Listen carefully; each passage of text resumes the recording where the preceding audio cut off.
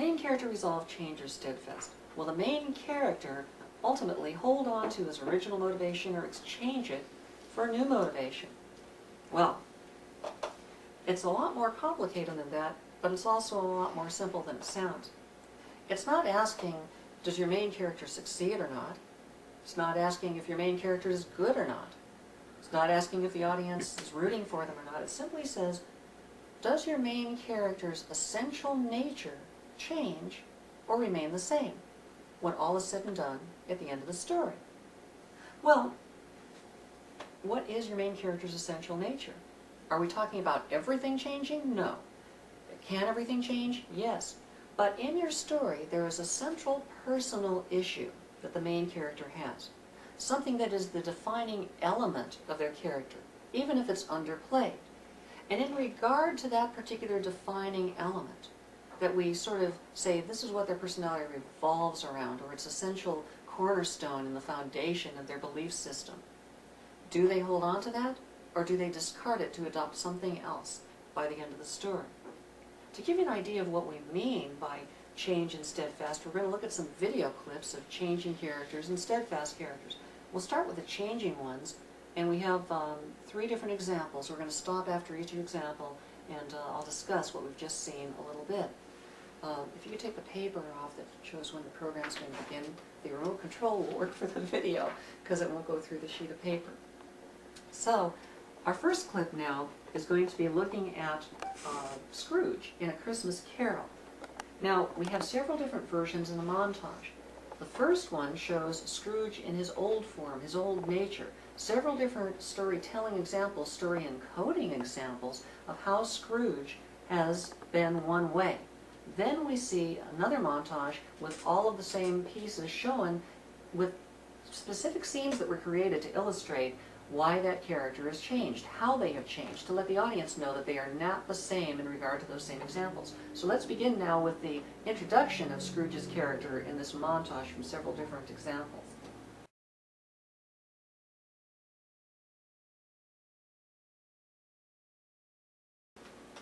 Okay, so in that brief montage, we were able to take a look at how the filmmakers set up Scrooge in each case, and of course how Dickens originally envisioned it, to show that in this particular instance, here's an example of how Scrooge is, another example of how Scrooge is, another example of how Scrooge is, and then to go back to the exact same situations and show Scrooge reacting completely differently in regard to the very same thing in each case.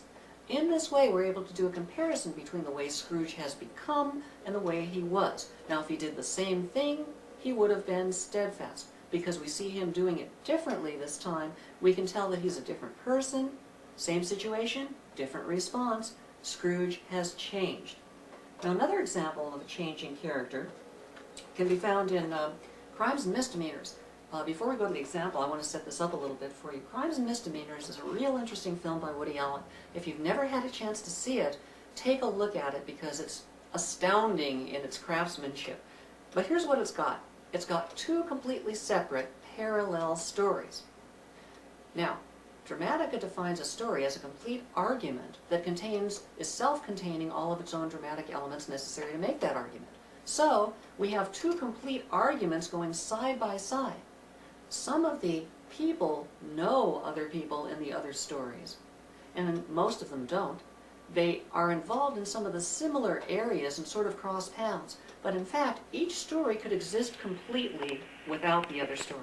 One has a main character that is Martin Landau, and he plays Judah Rosenthal.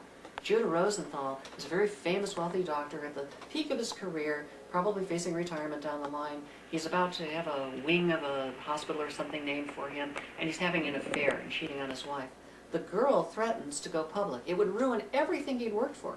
So he contacts his brother, who's in touch with the criminal element, and the brother arranges to have the girl killed. And although the word killed is never really discussed, Judah knows full well what's going to happen.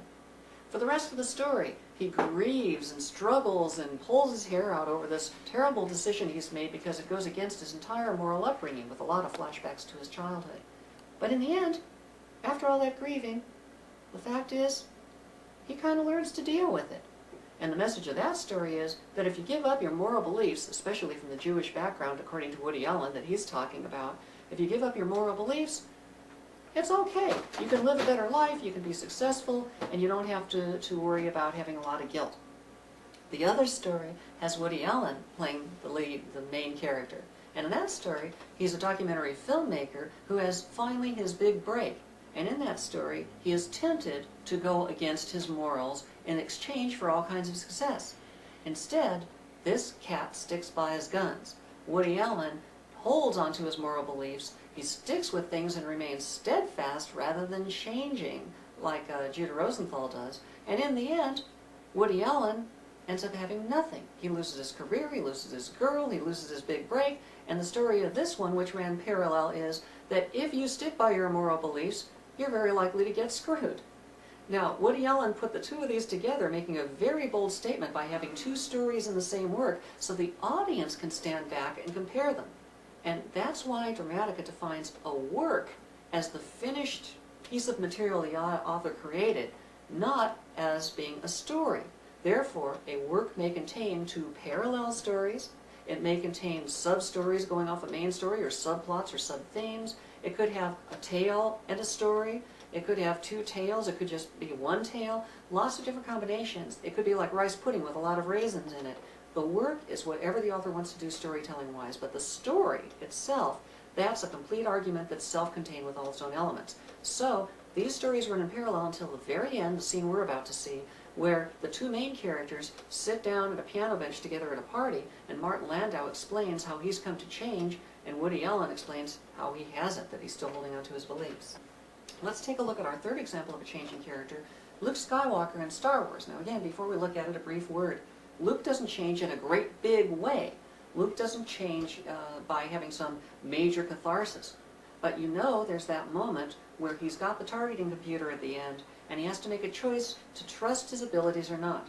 Now, all along, he's been testing his abilities. He's been trying himself out and saying, am I good enough to do this? Am I good enough to do that? I want to learn from here. I want to learn from you. And he wasn't sure of himself.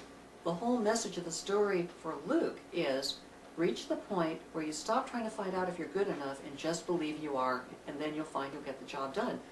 But will you? That's the leap of faith. It's a small one, momentary. He doesn't grieve over it throughout the story like Judah Rosenthal, but he does have to come to that moment and make that choice. So let's take a look at that famous clip at the end of Episode 4 of Star Wars. So that gives us an idea of changing characters. I think we understand that now. It can be a small momentary change that wasn't really grieved over, but sort of describes the course of the action someone takes in the background, like with Luke Skywalker.